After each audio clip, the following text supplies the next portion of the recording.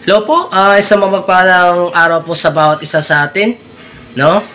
Especially po sa mga subscriber ko dyan. Maraming salamat po sa walang sawa po ninyong pagsuporta. Sa araw po na ito, usapan naman po natin mga kapatid patungkol po sa ating kalusugan, no? Meron po ako natuklasan na madalas ko rin itong ginagawa, pero ngayon hindi ko nagagawin kasi nga nakakasama pala ito sa ating kalusugan. So, yung mga bagay na hindi natin dapat ginagawa o gagawin pagkatapos nating kumain. SSSFD. First S is sleep. Bawal matulog pagkatapos nating kumain. Pangalawa na S ay smoke o paninigarilyo. Pangatlong S ay shower. Yon. So, bawal din pala, doon ko lang din nalaman, no? Bawal din pala maligo pagkatapos natin kumain. No? So, madalas po natin ginagawa yan. So, ako aminado po ako na nagagawa ko yan. Sunod, yung letter F. So, letter F is fruit, no? Bawal din pala tayong kumain ng kahit anong prutas pagkatapos nating kumain.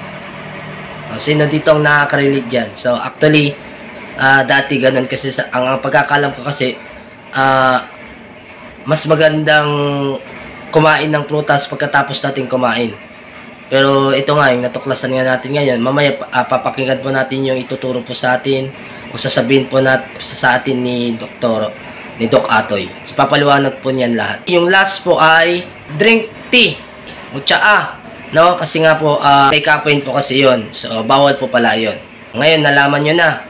So, sige po, dako na tayo, no?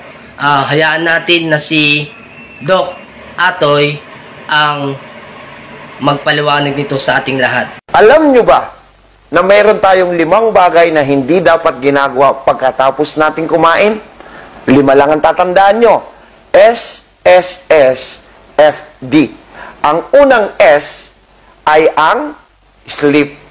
Bawal matulog pagkatapos kumain kasi nasisira ang metabolismo natin. Ikalawang S, smoke. Dahil pag naninigarilyo tayo, yung nicotine, humahalo sa dugo, nagpapabagal ng sirkulasyon nito. Ikatlong S, shower. Pag nagsashower tayo, lumalamig ang nerves ng kamay at paa na nagbabagal din ng sirkulasyon ng dugo. Ikaapat ay ang F. Mali ang kumakain tayo ng fruits pagkatapos kumain dahil ang enzyme dapat kinakain bago ang meals.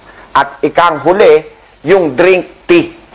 Bawal tayong magtsaa dahil ang tsaa ay may acid at ang acid dapat nauuna bago kumain.